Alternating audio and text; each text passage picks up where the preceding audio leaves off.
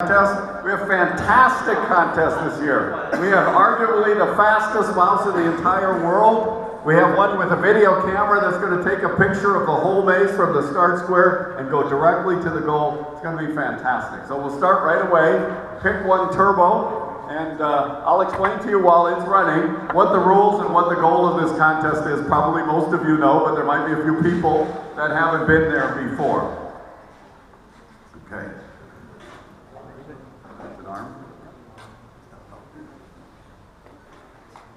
Okay, so the goal is to build a robot that can find its way through this maze. The robot knows where it starts, which is one corner of the maze, and is trying to get to the middle. The middle is the square there that has one post in it. So there's 4 squares in the middle. Any of those would be a legal goal. It knows that this is a grid made out of 16 squares by 16 squares, and it knows that each of those squares is 18 centimeters from center to center. So, but what it doesn't know is where we put the walls this time. And so the walls are changed for every contest, and we design a maze ahead of time.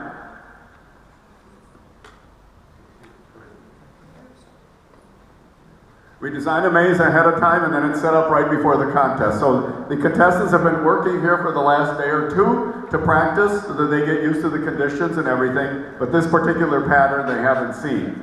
Now each contestant is given 7 minutes, and you get 7 starts. So this one has started for the 2nd time. So he'll get 7 of those if he wants. The scoring is basically trying to get you from the beginning to the middle as fast as possible. So the time from the beginning to the middle is called the run time, and we don't count the time that it comes back. You don't get any benefit by coming back really quickly, but we do penalize you for taking a long time to search. And so 1/30 of the time that you spend prior to each run is called the maze time. And you can see up there the maze time is getting bigger and bigger. So on your first run you have no maze time, and on the 2nd run you have all the time prior to that. 1/30 of the time that you spend on the maze is added to your run time. So we're trying to encourage you to search efficiently. That's basically the goal. By and large, the search is much less interesting than the actual runs, and so we like to encourage the entries. Now we also want to encourage you to have it as autonomous as possible. So if you don't touch it before a run, then you get a bonus of 2 seconds. And if you do touch it, then you lose that. And so there's a benefit to trying to make it autonomous. Unfortunately, it turns out that as the entry is running through the maze, it usually, the tires get dirty. And so high performance usually requires that you have clean tires. And so it's always a quandary whether to stop and clean the tires and then get that penalty, or whether to try to do it without. So most people do both strategies. So did you decide to start it again? Yeah, it's struggling here. It put an extra square, extra cell in there, so I thought it got to the centre when it was one off. It's really hard trying to get it to go around all these turns. It's not a nice maze for this mouse. So I think I have programs here. Let me pass these out just to people that are interested. Let you pass these around. And I have some more, but they have descriptions. Yeah, can you just give me that snack? It has descriptions of all the different entries and some technical information about them. So I'll just put these over here if you like. A couple. Oh, I'm sorry. That's 7 stars. 7 stars. 7 stars, 7 minutes. Chair.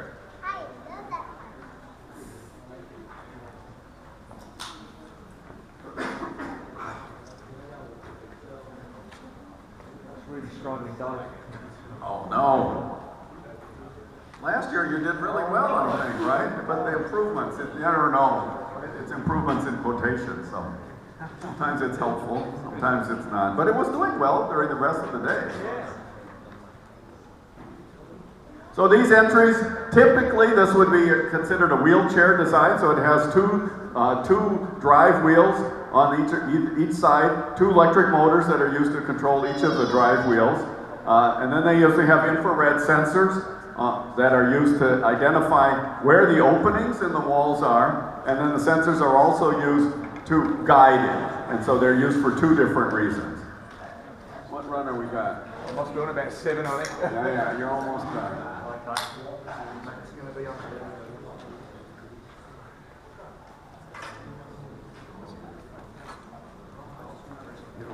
Yeah. You don't even touch it. But it doesn't. Oh, all right. Well, sorry about that. Yeah. China didn't get the center because it would have then attempted 30 diagonals. But unfortunately, it's the way it goes.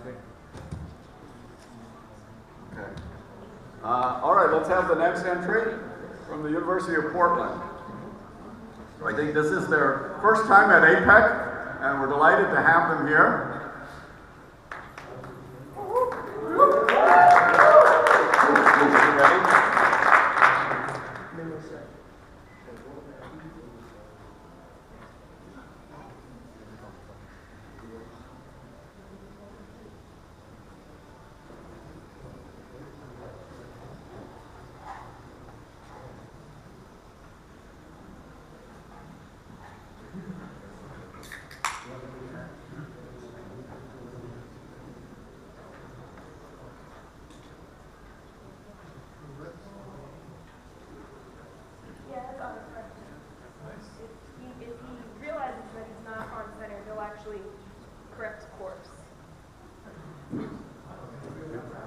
If you want to talk, I'll be happy to give you the microphone, but most people get nervous.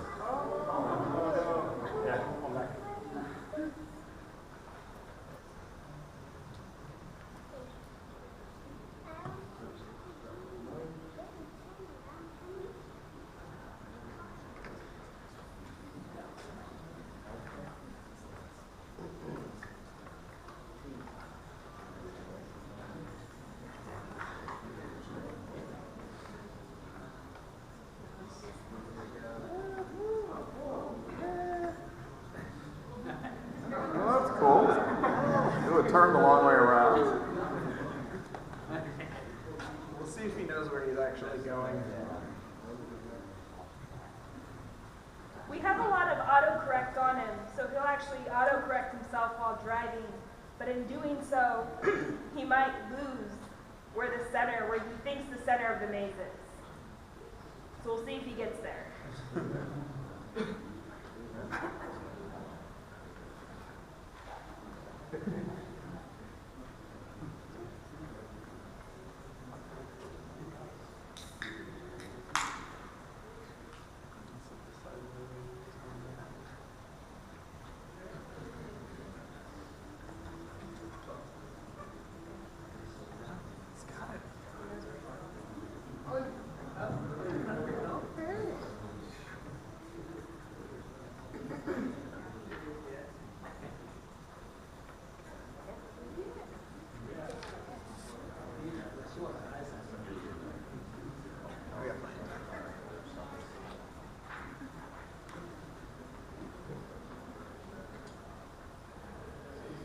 It's always difficult when you design the maze to figure out what kind of level of maze to make. So at APEC, we often have a lot of contestants from around the world, and so to be able to differentiate, you end up with a fairly long path.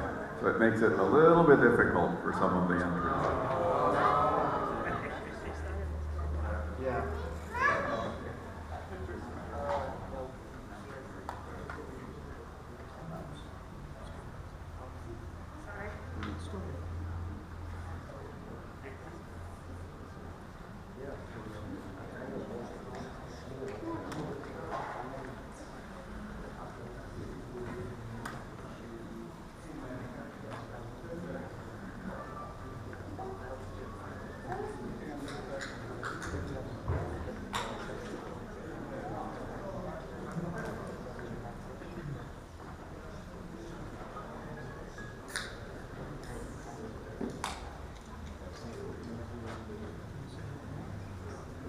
Yeah, make sure that you don't take any flash pictures. Flash are not allowed. They upset the sensors on the entries, and they sometimes put mistakes into their maze map as a result.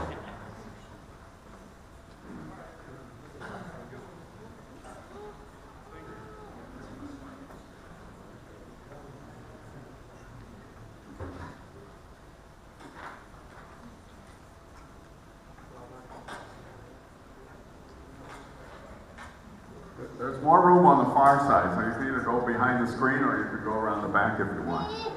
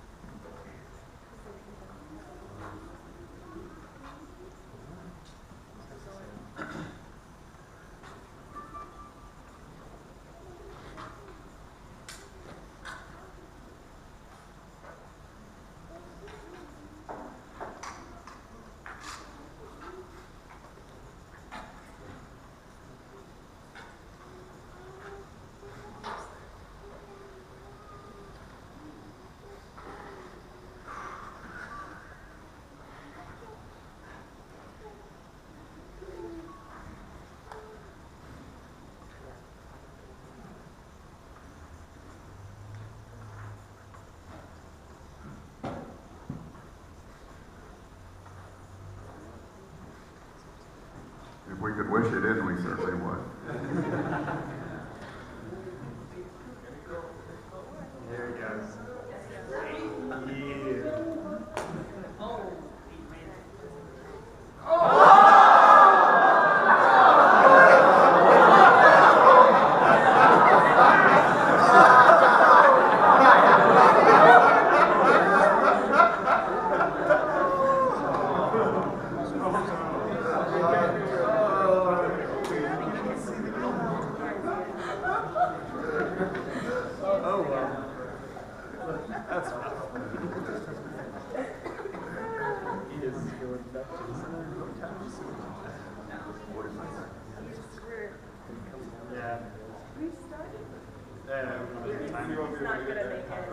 That's okay. If we're lucky, he'll get turned around and go back the way he came. One wish. That's our only hope at this point. Is he screws up.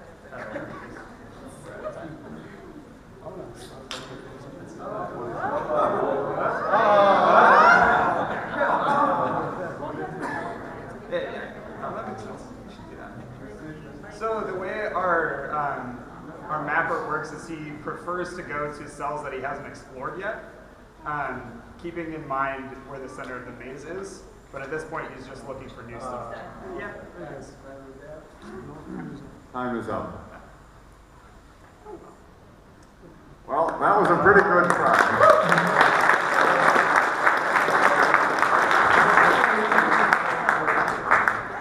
University of Portland, thank you.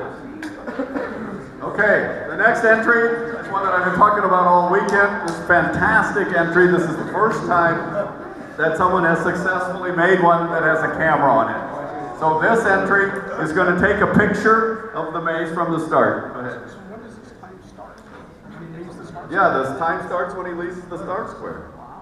So it's going to take a picture of the maze. It has a camera. That's you can read about it, but basically on a little stalk, it's going to go up, take a picture, a couple of pictures, bring it back down. It's going to think about it, and then when it's ready to go, it'll take off.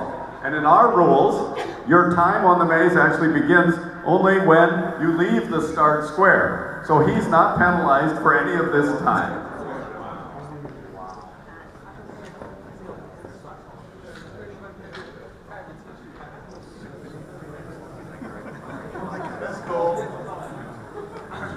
So now it's going to be thinking.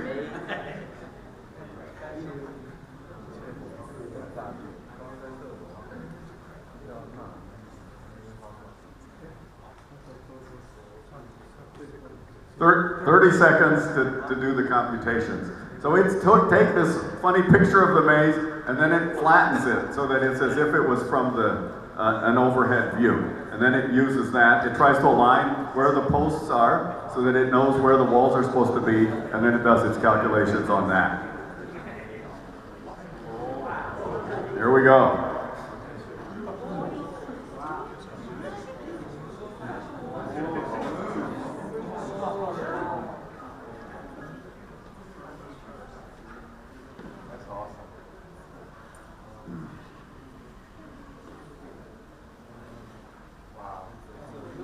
All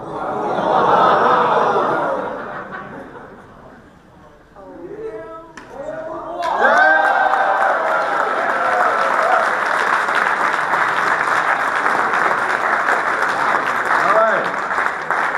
27.8.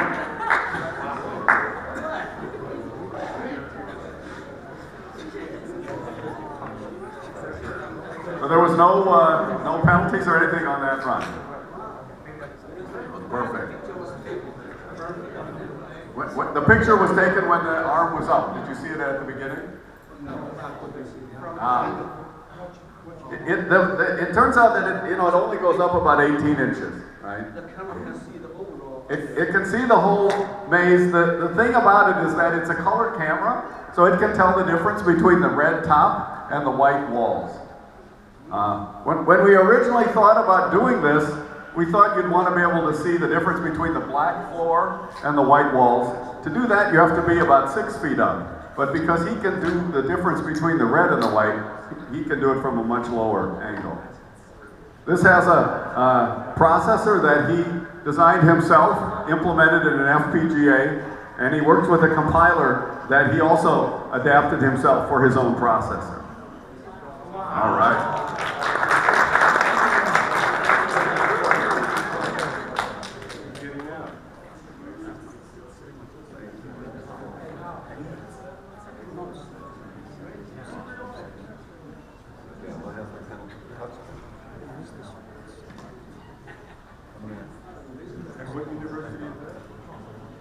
He's from Japan. It's not a university, right?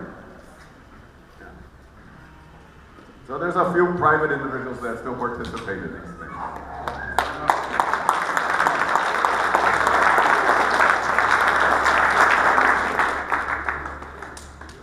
Are you finished? Or you run again? Okay, good.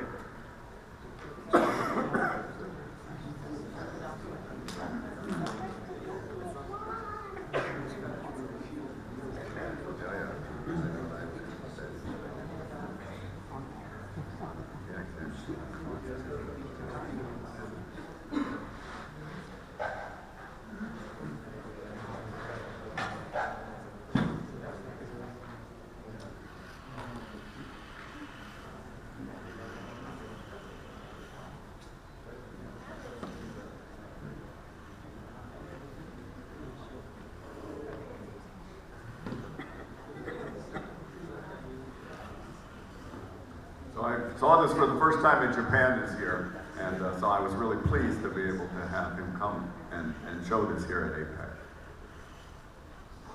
All right.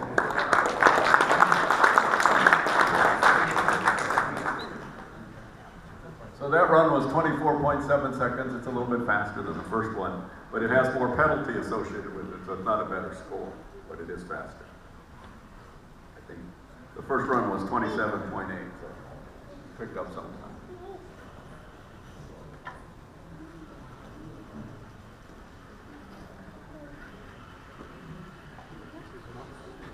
Oh, all right, this is max speed coming up here.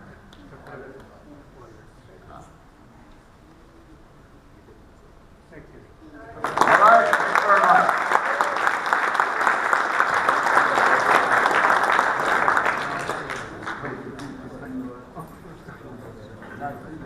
No.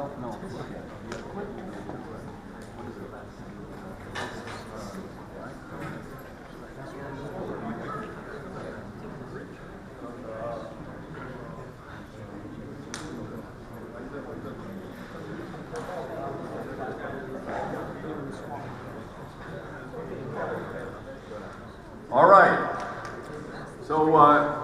next entry is Tsubasa from Taiwan.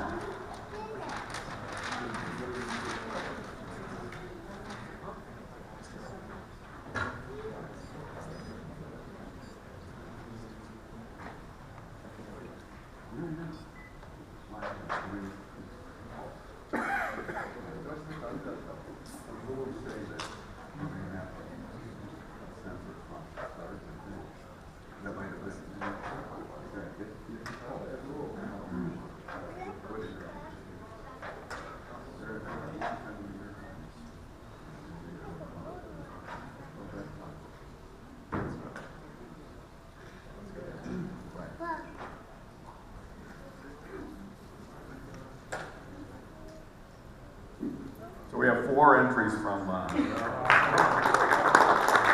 Taiwan this year. We have 2 entries from Japan, you just saw 1, and we have 4 teams from the US and 2 teams from the UK.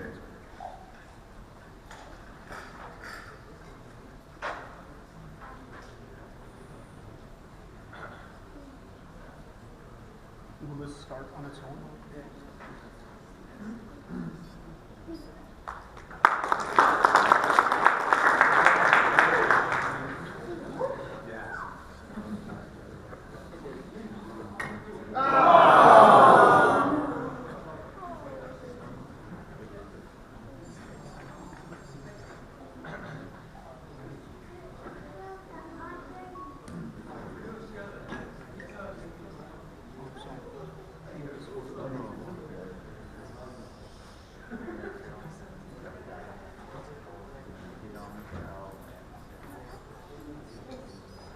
So you always try to do 1 run without being touched, and then if that fails, then you clean the tires and basically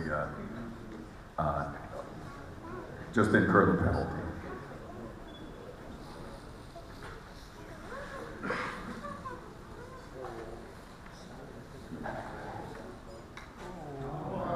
Here.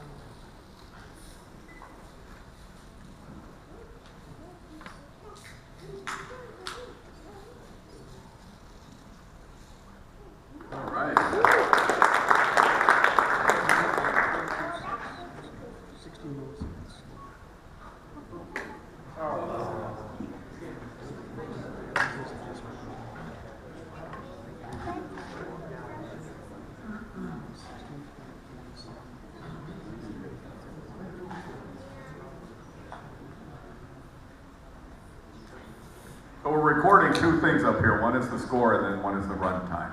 So we actually award first, second, and third prizes based on the score, and then we also give a prize for the fastest run. So everybody is trying to do the best in both categories.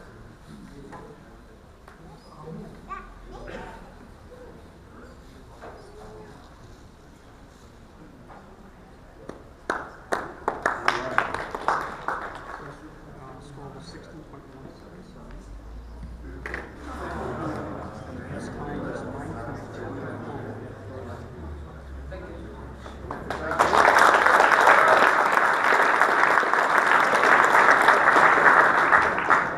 Okay, so at this contest I have two hats.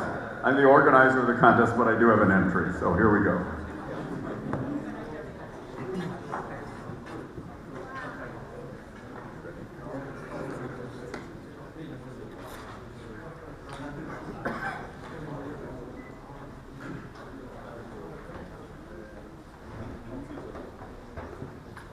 It's not quite in the league with the Taiwanese entries. We'll see how well it does. It's usually bad to talk about it, but I will anyway. So this one is bidirectional. It's completely symmetric. And so it doesn't turn around when it gets to a dead end. That's not worth a great deal. But it turns out that I like to have sensors at the front and the back when I'm going down diagonals. It helps me to understand whether the entry is heading in the wrong direction and keep that separate from whether it's offset. So that if I'm heading in the right direction, but I'm slightly on one side or the other, I want to do something different than if I'm actually heading toward a wall.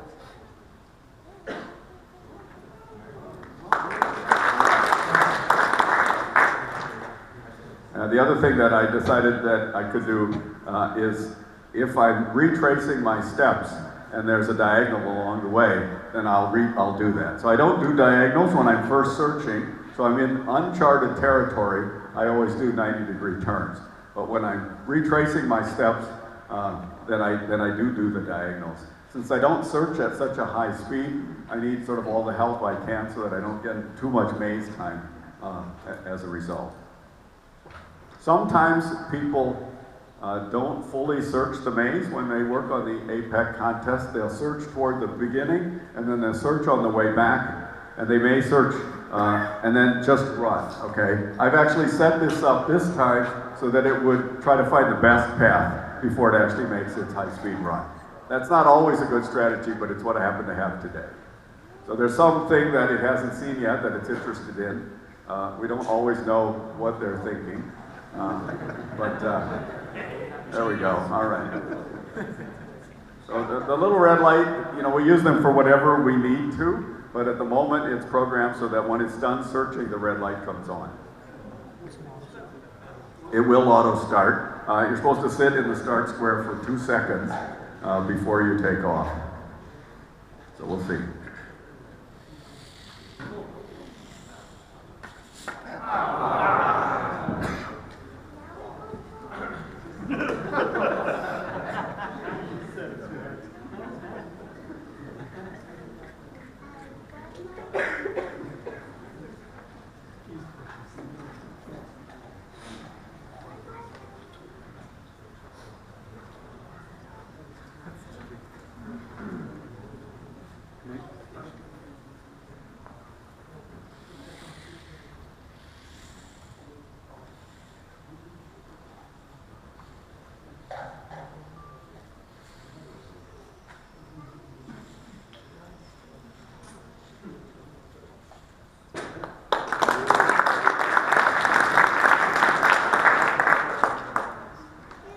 The runtime was 13.949 and the score is 21.27.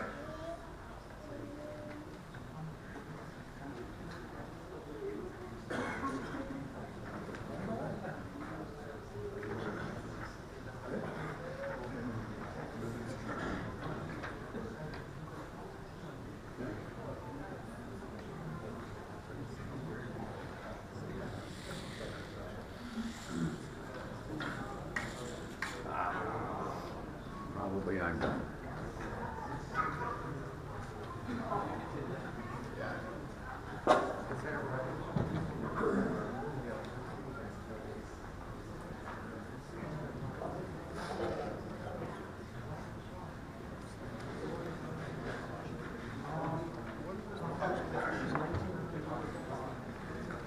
the question is, when was the first Micromouse contest? It was in 1985. That's the first APEC.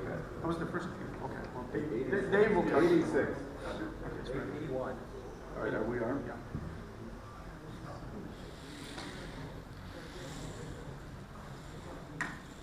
All right, I'm gonna quit.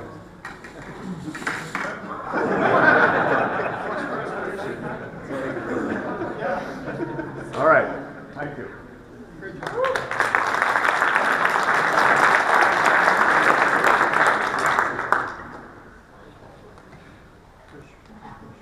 Okay, the next entry is going to be Turtle 32 from Taiwan.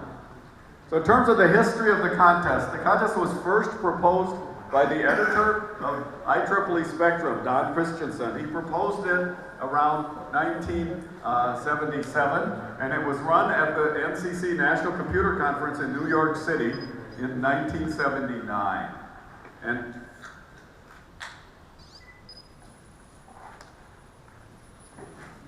And on that contest, the maze size and everything was pretty much the way it is today, but the start was on one edge and the goal was on one edge. So this was introduced at the time when the microprocessor first came out. Everybody was all excited about this contest. A lot of people came, a lot of people made entries, but it turned out the one that won did not have a processor on it. It was a wall follower. And it just had a motor and an arm and a switch. And it was able to get to the goal, get through the maze, because the goal was on the outside. And so the people in the United States were very depressed because the brand new contest turned out to be not what they had hoped for. But a very bright fellow in England realized that if he moved the goal to the middle, and if you had a string of open walls around the middle, that you would be able to get rid of the wall followers, and that you'd have to make a smarter mouse. And so he, in 1980, redesigned the contest and ran it that way. And this was in England, and at that time there were some people from the Japan Science Foundation, and they saw the contest running in England, and they said, this is a good idea, and they organized, again in 1980 actually, to have the first Japanese contest. And in 1985, the Japanese decided that they wanted to have a world contest. And so they sent mazes to all the countries that they thought would be able to participate. And they had this giant contest in 1985.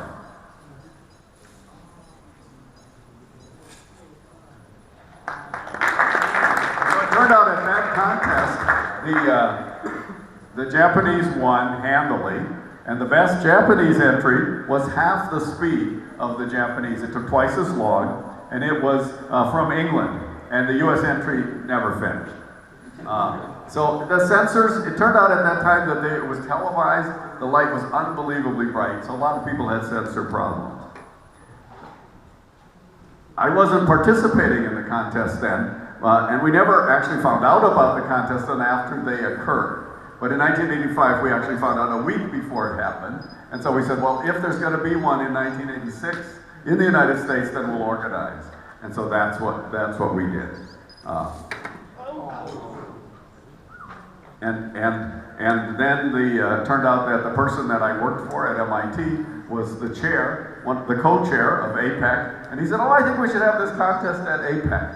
Those are power electronics engineers. They're people that are going to be able to actually build a mouse. Having the contest at the National Computer Convention, those are software guys. They're not going to be able to build a mouse.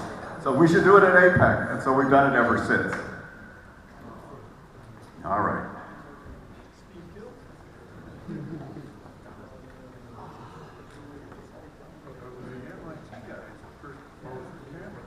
A lot of people have talked about the camera, and the early entries for the camera, actually, people would take a notebook and fold it around the top of their staff, sticking up with the camera just to have processing power.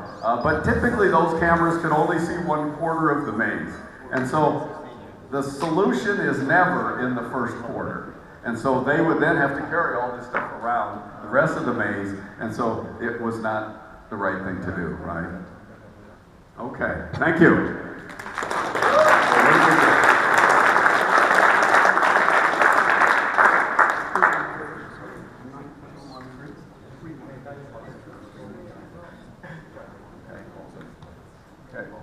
now changing hats again.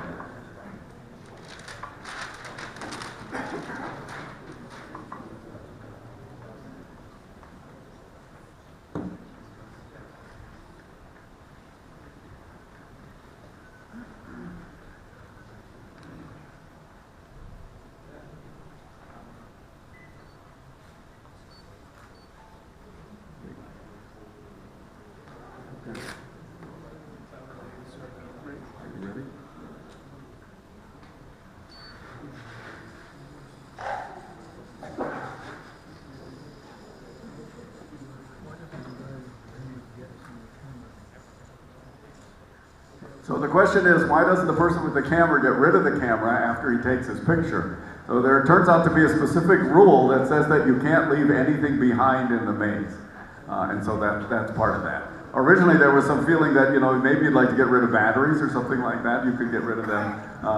I don't think people originally thought about a camera, but you're not allowed to leave anything behind.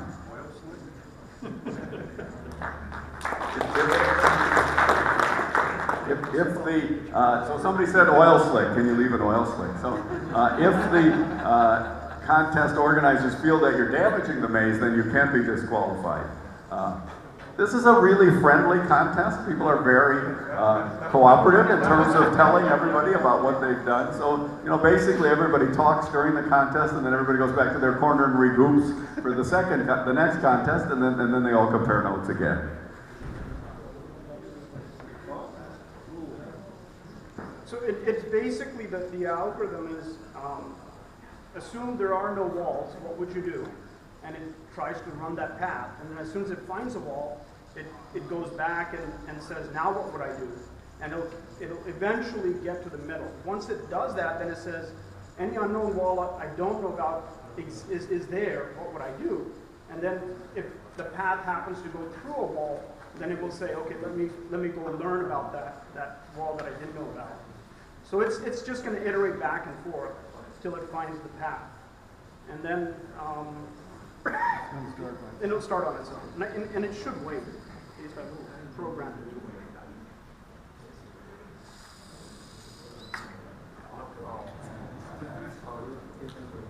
So during the search phase, we pick up a lot of lint on the tires, and so that's one of the reasons why they often crash. And you never know exactly how hot to program your first run, and that's really part of the issue.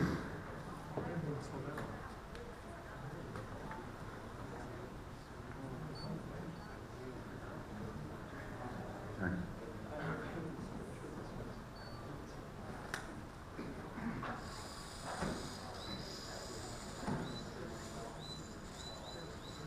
So the B thing is it's telling me that it saw the edge.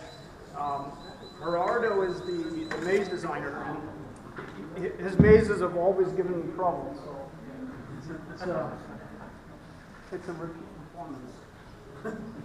Well, it's going to be good this year.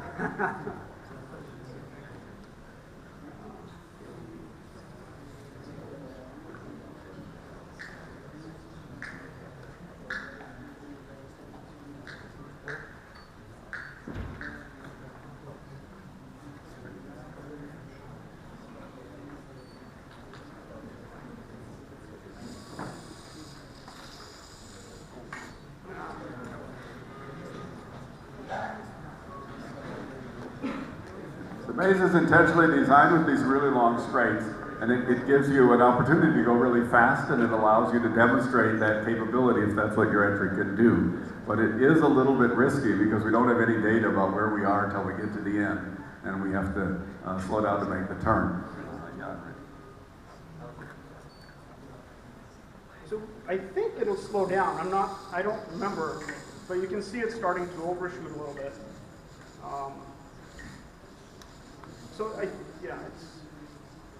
It's good. It's backed off the diagonals because it said I didn't make it the last time I tried it.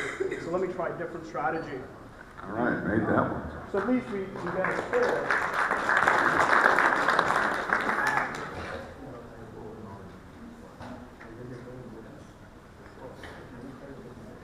I think it'll try going back to diagonals now. I don't remember what happens after 5 runs. So.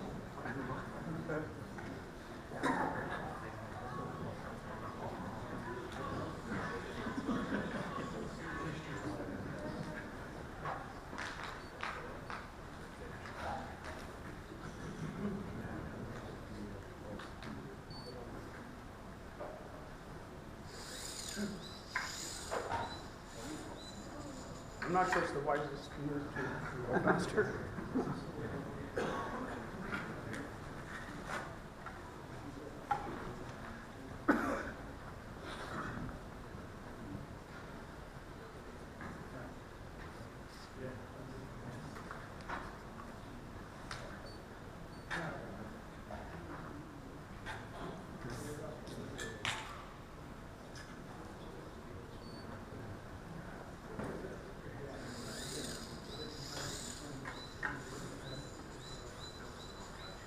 Now it's drifting to the side.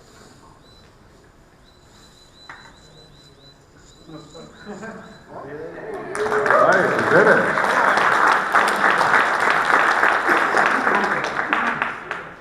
All right, so that fastest run was 11.32 seconds.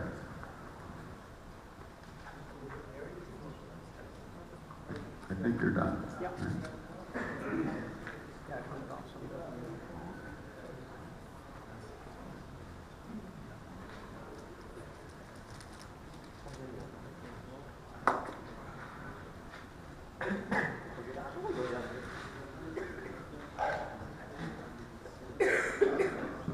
All right, so this is Fab 1. So while Derek's getting ready, I'll just tell you a little bit about it. This is an entry that has 6 wheels. So it has 3 drive wheels on each side. Many of the ones that you've seen so far have 2 drive wheels on each side, so the so-called modern 4-wheel drive machine. This one is designed with 6, and the difference is that the center set of wheels are 0.5 millimeter lower than the other sets of wheels. So this vehicle has the ability, when it's going on a straight, it'll rock a little bit, but it rocks back on 4 drive wheels, and so it accelerates really well. It brakes on 4 other drive wheels, so it brakes really well. And when it turns, it tends to turn on the middle set of wheels, and so it turns very accurately. The 4-wheel drive ones, everybody knew that they do really, really well on the straights, but we never really were sure at the beginning whether they would do well on the turns. But because we have gyroscopes on our entries, we're able to get through the turns even though the tires tend to skid. So you're turning a little bit like a tank when you're turning, because we use one motor to drive 2 wheels on either side. Whoa, that was impressive. Speaking of tank, now there is an express rule that says that you can't go over the walls, you can't go through them, you can't knock them down.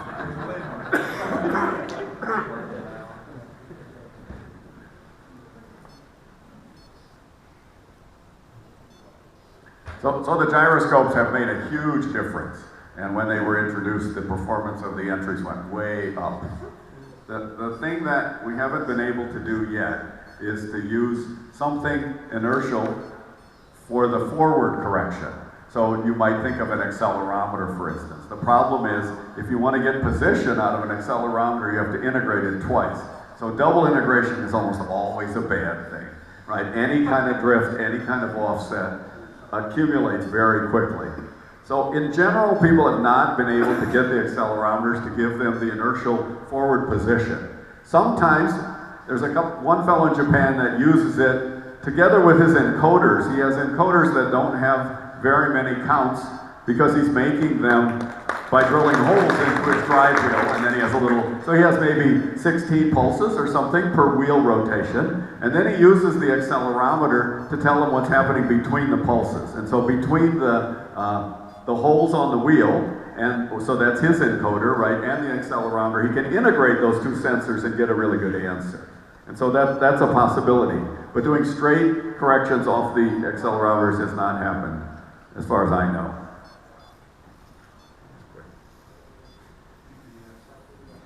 Yeah, so the question is GPS. The thing is, I don't know how fast GPS updates, but I just don't know.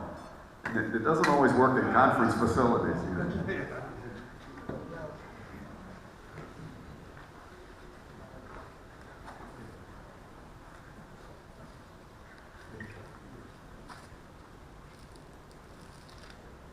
Yeah, the other thing that's been introduced a lot lately for building these is 3D printing.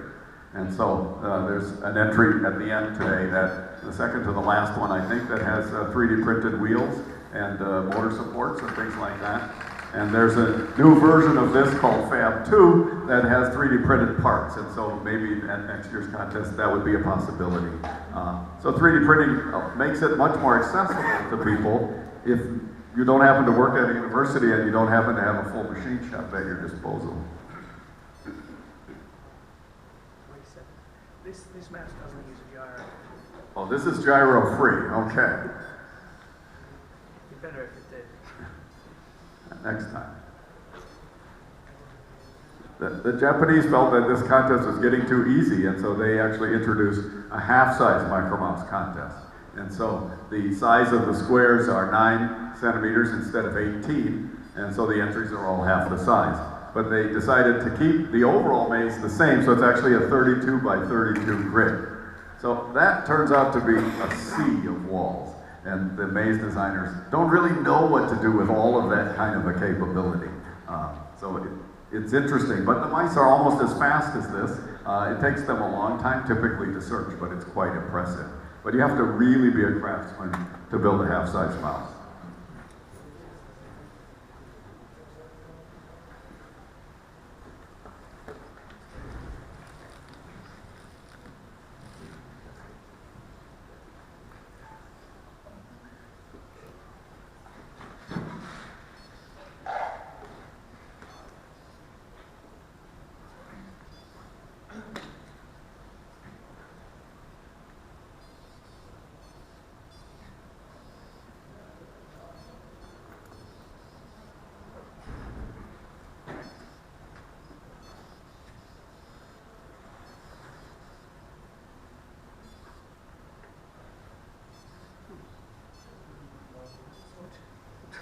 So what's your thought?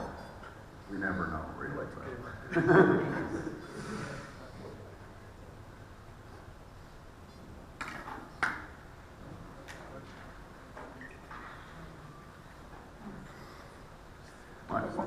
Yeah, one more. Mice that don't search well are extremely frustrating because then you never get to see all the rest of the things that they can do. Reset. Crash.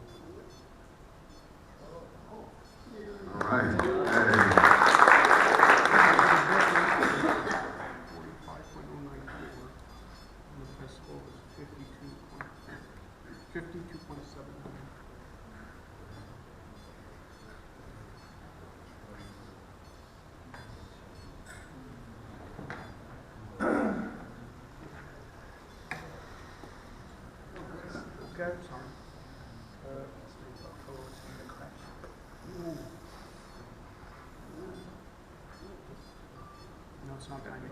It doesn't time right. So after 7 runs, the timer stops. Well, we weren't trying to curse the runs. We just don't record it. Thanks, Derek.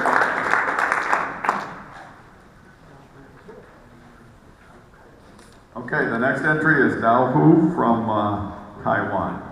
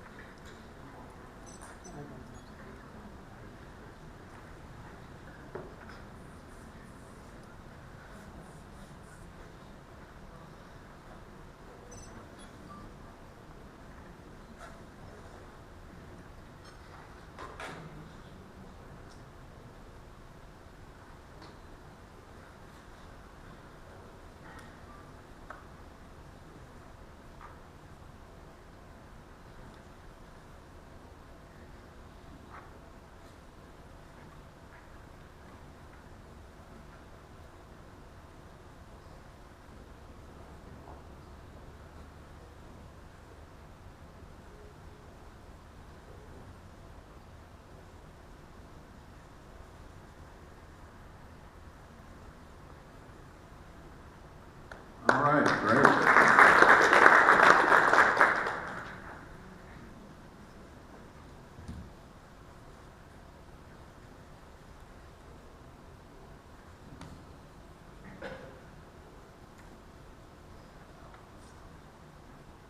Please don't take flash pictures.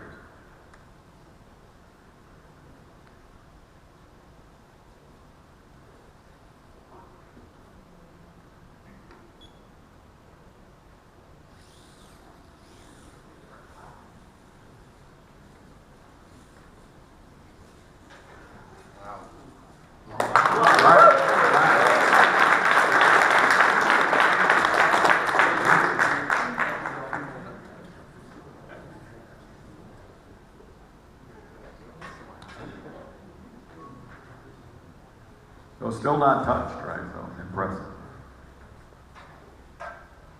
The Taiwanese have a international contest that they sponsor many years, usually in September. A number of us have had the privilege of going over there and participating, and they are absolutely the best hosts in the world.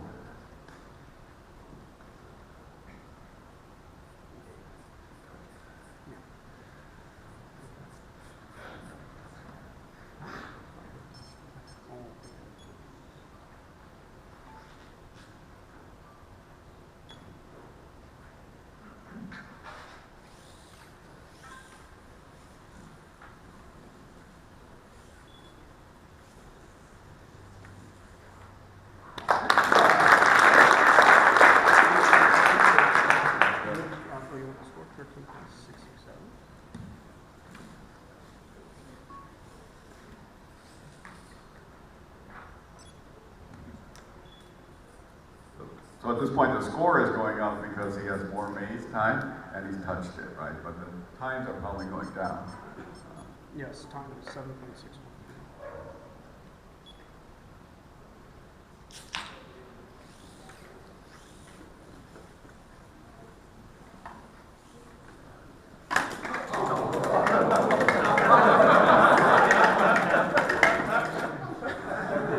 This is an amazingly rugged device. This has been doing this all weekend, right? And it's doing very well.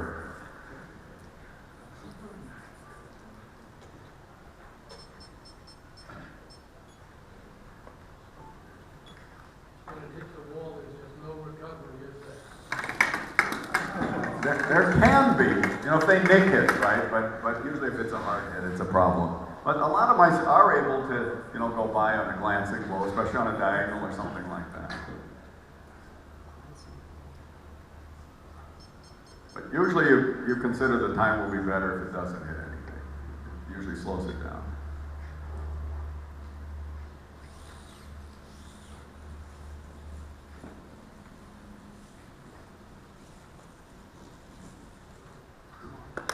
Wow, 7.3, so that's 3/10 better than the last run.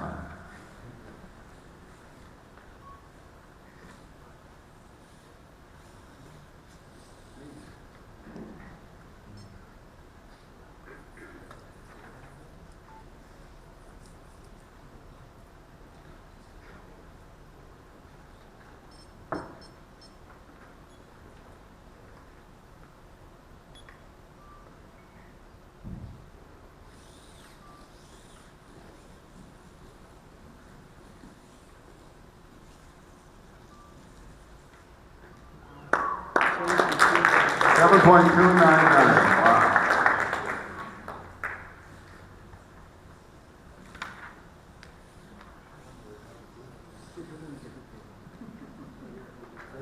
Okay, that's the fastest one so far. All right, Green Giant version 4.1 is next.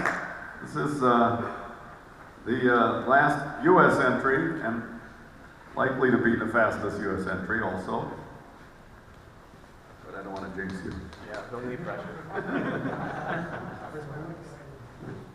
We try to put them in order. We don't really know, but we try to put them in the order of what we think is the performance with the best one last. At other contests, they have runoffs, and so the final cut is based on how you do during the preliminaries. But this is a one-shot deal here, so we just guess. I ask people to grade their entries if they have multiple from a team, and then I just go with what I know from what I've seen them do in other parts of the world.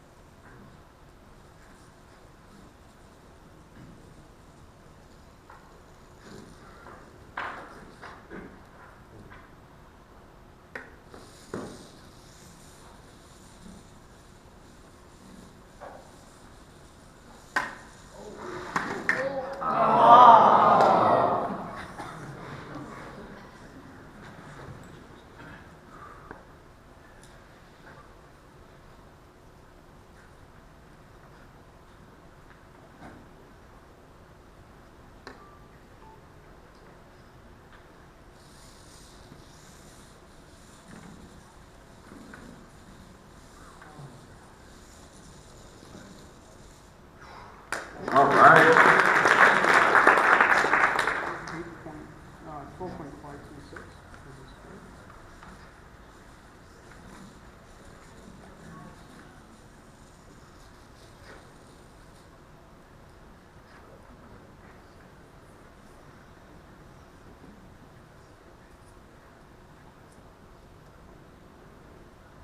Alex, very fast.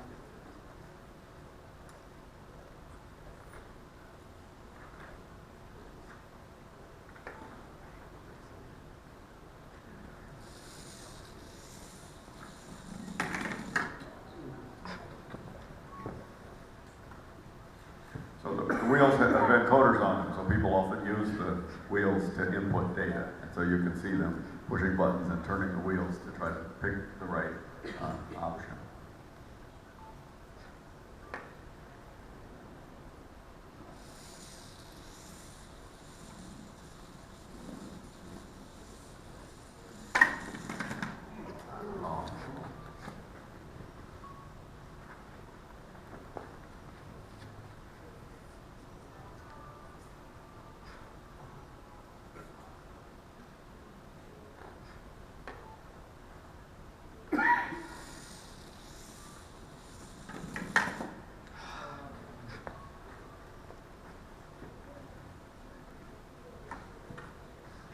How many more runs?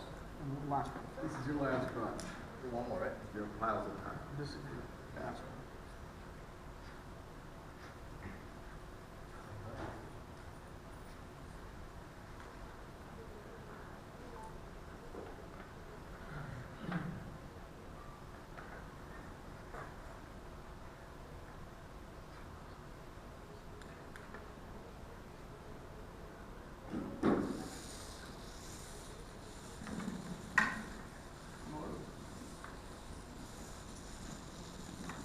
Yes. All right.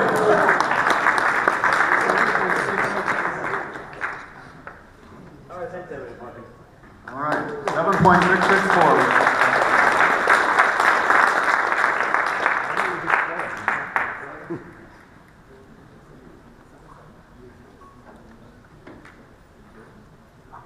Decimus 4B is our next one. This is our second entry from the UK.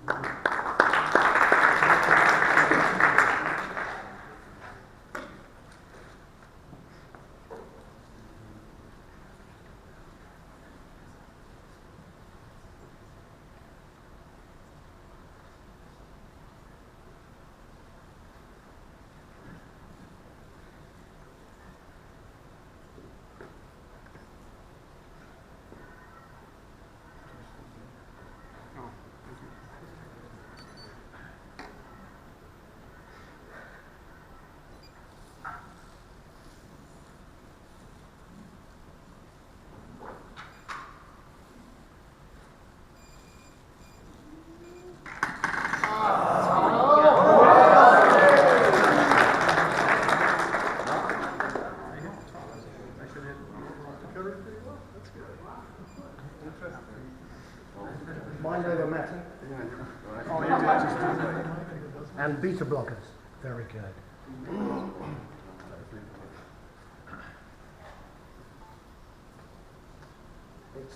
It didn't complete the search the first time, so it's going back to check.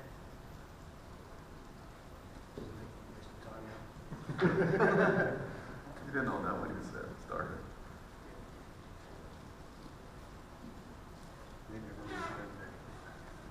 This one's really good.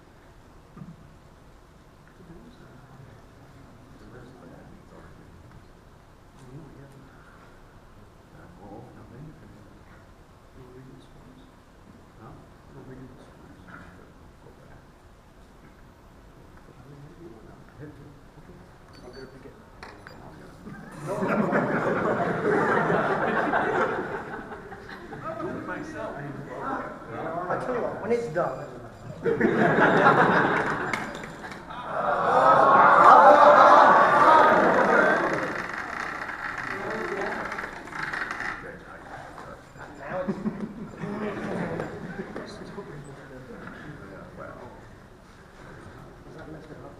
No, well,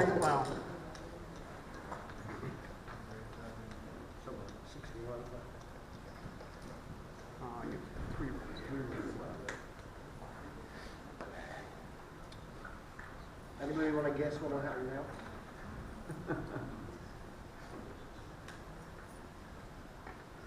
It's gonna work.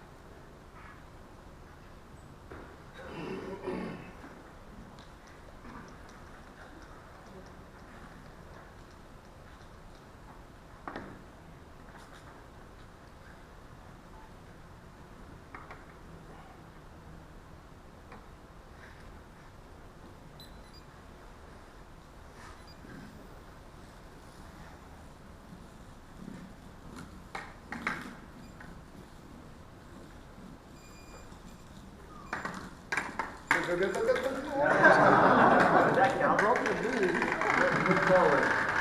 Japan, you'd never get credit for that, but here we'll do it.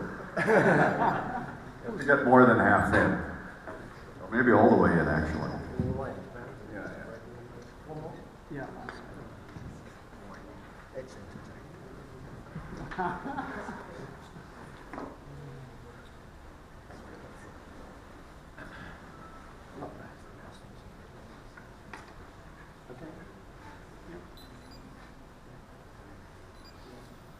Everybody think positive now.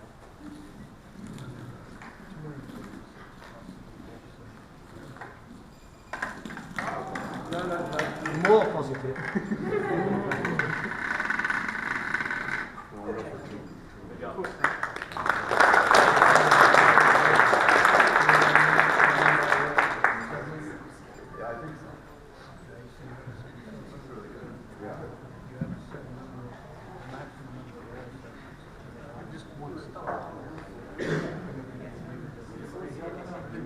The question is how mazes are designed for the contest and whether we think about how many walls we're going to use or something like that.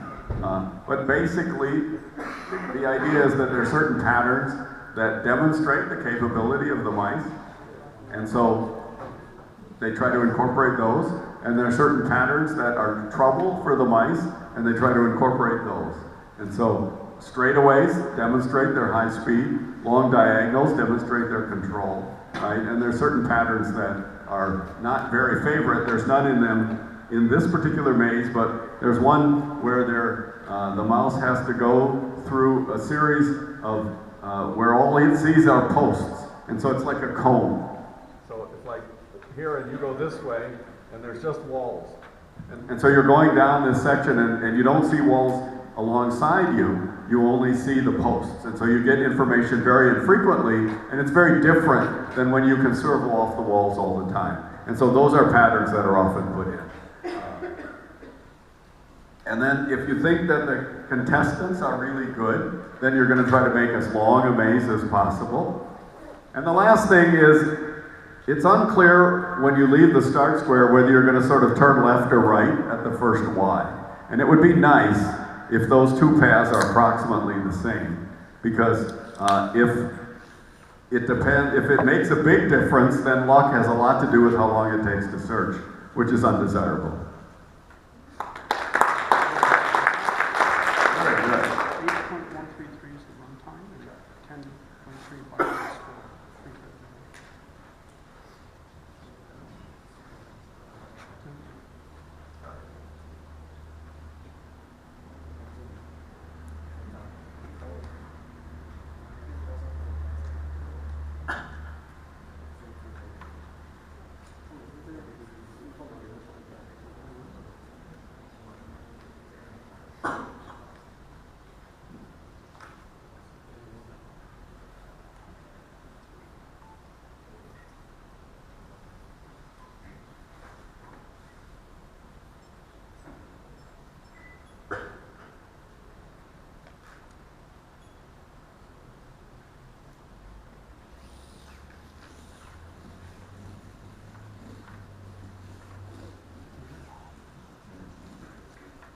All right.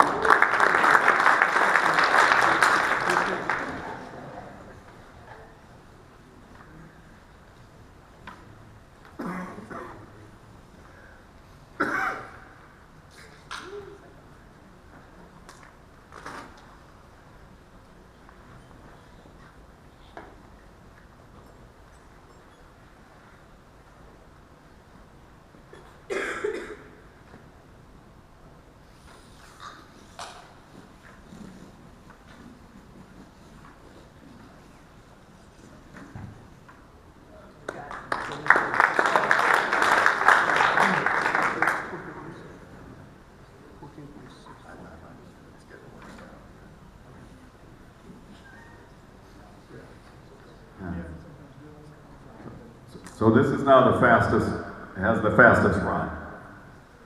Doesn't have the best score, but it has the fastest run. The previous record was 7.299, and this is 7.270.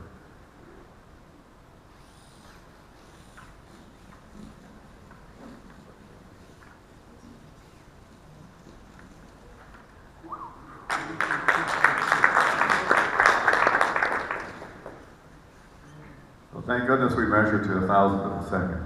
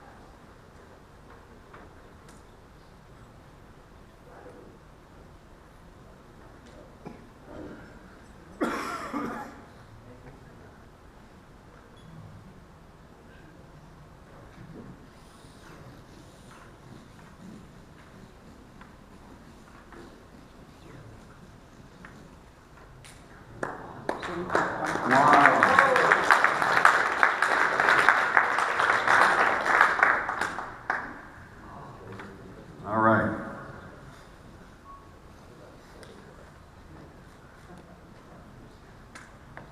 Thank you very much.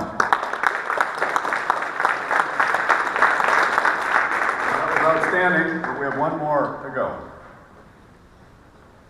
So this gentleman, if you read the program, you'll see that he's actually the gentleman that first proposed this four-wheel drive configuration. And so you may see a number of mice that look a little bit like his. I just want you to know that he's the one that did it first. And he won in Japan, so he was the best at that time. Let's see how he does today.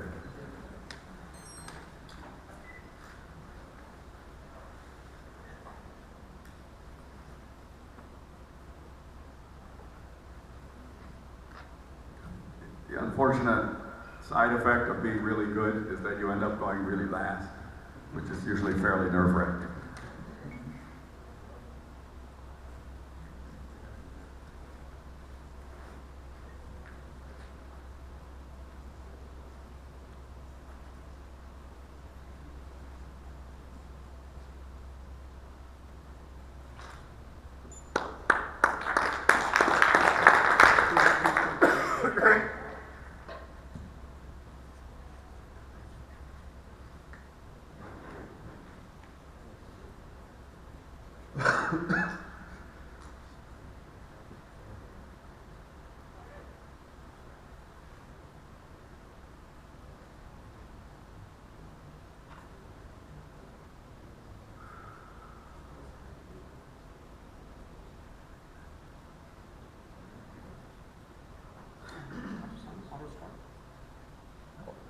Auto start? Soon.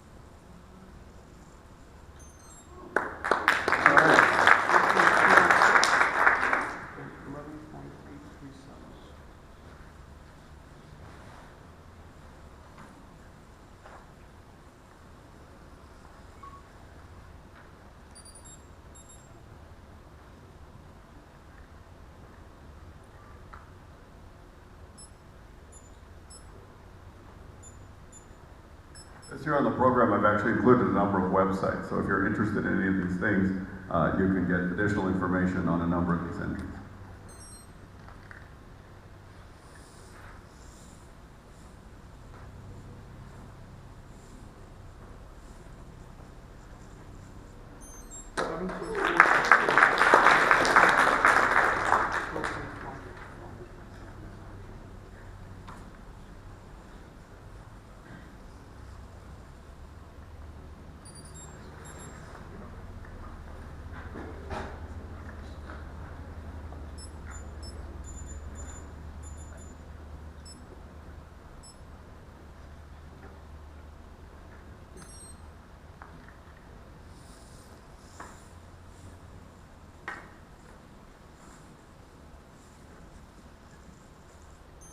All right. Hey, the 7-second barrier has been broken.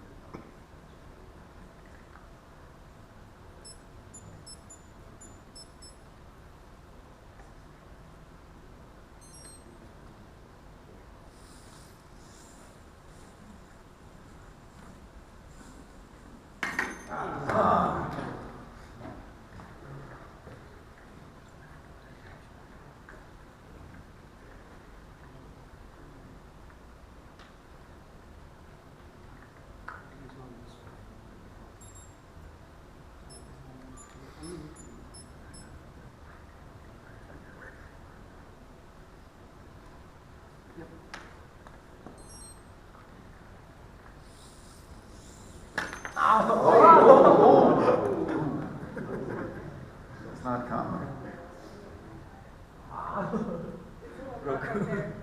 Oh dear. All right. Well, fortunately, he had already got the fastest run. All right, just give us a second to put everything in order.